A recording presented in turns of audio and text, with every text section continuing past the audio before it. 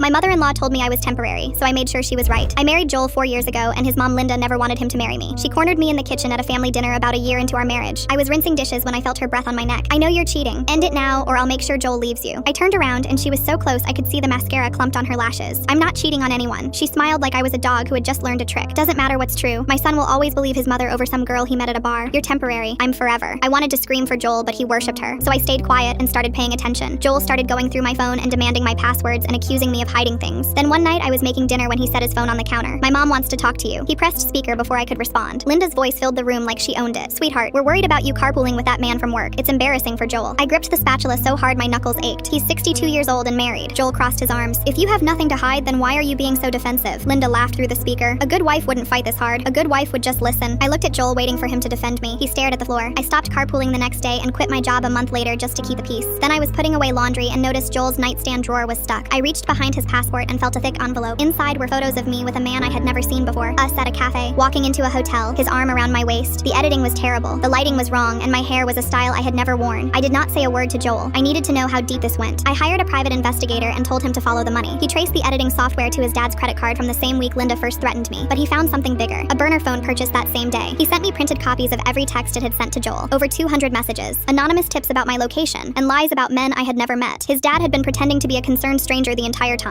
I kept everything hidden in my car and waited. If I got this wrong, Joel would never believe another word I said, and I would lose everything. Their anniversary party was coming up, 60 guests. I want to give a speech at the party. Joel looked surprised, but then he smiled a little. Really? That would mean a lot to them. For a moment, he looked like the man I married. I almost felt guilty. Almost. The restaurant has white tablecloths and champagne towers, and Linda is floating around in an emerald dress, soaking up compliments like she deserves everyone. After dinner, she clinks her glass and gestures toward me like she is summoning the help. Our daughter-in-law wants to say a few words. This should be entertaining. I walk to the front. Marriage requires trust. Family should protect each other. I hold up the photos. For 3 years, my in-laws have been giving my husband these photos and telling him I was cheating. The room goes silent. I hold up the receipt. The editing software was purchased on my father-in-law's card. Linda's champagne glass slips from her hand and shatters on the tile. I hold up the stock image. This man is a paid model. I have never met him. Linda's face twists with rage. You're lying. You've always been a liar. Joel, don't listen to her. Joel does not move. I hold up one more paper. 200 texts from a burner phone your husband bought. Anonymous tips about where I was and who I was with. All lies. Linda freezes. For a second, she does not understand. Then she turns slowly toward her husband. What texts? He will not look at her. Her voice comes out like a scream. You were sending messages behind my back? We planned this together and you went behind my back? She grabs his wine glass and throws it against the wall. Red wine drips down the white paint. Joel stands up and his whole body is shaking. You planned this? Both of you? For 3 years, you made me think my wife was a cheater. Linda is screaming at her husband while their family watches everything fall apart. Joel grabs my hand and pulls me toward the door. Linda is still screaming at her husband when the door closes behind us.